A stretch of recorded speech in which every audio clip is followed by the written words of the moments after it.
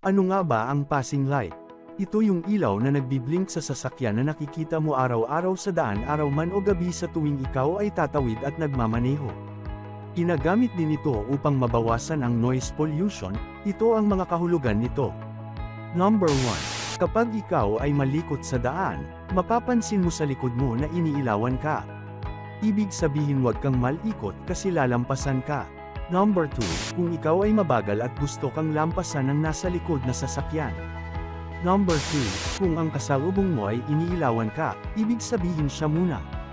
Number 4. Kung ang sasakyan na nasa harap mo ay tumigil at inilawan ka, ibig sabihin niya, ikaw muna. Number 5. Kapag inilawan ka ng kasalubong mo sa gabi at ikaw ay naka-high beam, ibig sabihin niya magbaba ka ng ilaw. Number 6. Kung ikaw ay tatawid, kapag inilawan ka ng sasakyan na darating, ibig sabihin huwag ka munang tatawid.